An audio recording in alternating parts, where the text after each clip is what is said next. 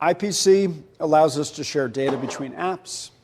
And the mechanism of this is that we can basically say, okay, the intent is something where I want to receive information about what's occurring.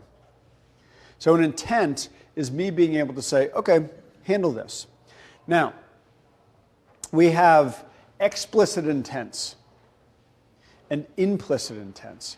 An explicit intent is something where you're calling the package specifically and saying, do this. An implicit intent is, I want something to handle, say, this HTTPS request, but I'm not calling Chrome to do it. I'm just saying, whatever's on the phone that is able to handle HTTPS, have that app handle this particular request. Intents allow one process to call another process and pass data in that call. And so, again, just to kind of illustrate this, I want to get some coffee because I'm really tired, right? So I open up Maps and I do a search, espresso near me. And I wade through the 6,000 Starbucks that are around me trying to find some good espresso, right? And then there's this one shop that I'm like, oh, this looks good. And I'm looking at their description on the maps, and there's a telephone number. And I want to check to make sure that they're still open until 8 o'clock. So I click on the telephone number for this place. So I look at the basically the thing. I've got what is this? What is this place? Dolce Gelato, Dolcezza Gelato and Coffee. Okay, so I open this up, and if I want to call them, when I say to call that particular place, it prompts me. It says, how do you want to complete this action? Do you want to use phone? You want to use Google Voice? You want to use something else? Now, when I say complete action using phone, I'm going to say just once, it opens up my phone application, and there's a telephone number there.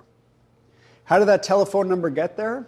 Well, when Maps said, hey, somebody else make this phone call, because Maps doesn't make phone calls, does it?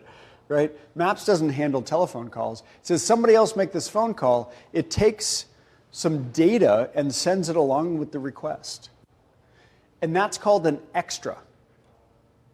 The extra, in this case, is the telephone number. So that when the phone app spawns up, the telephone number of the place that I want to call is actually already populated there. That would be really obnoxious if I clicked on that and then I had to know what the number was and type it in.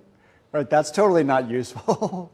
Like, I need the telephone number to be pre-populated for me so I can go ahead and call it. But the other thing that phone is doing is it's not just automatically making the call.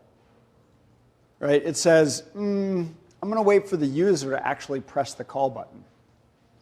Okay, so it has some sort of one more step of verification in terms of actually doing this. So explicit intents, when I say this is the app that I want to run this, I'm calling the package name and the associated other component of the app, or say anybody that can handle phone calls, do it. Right? And then the user gets to choose which of them they want to do. And I have like 4 or 5 different apps on my phone that can actually make phone calls. Like Signal's an example. Signal could make phone calls for me too.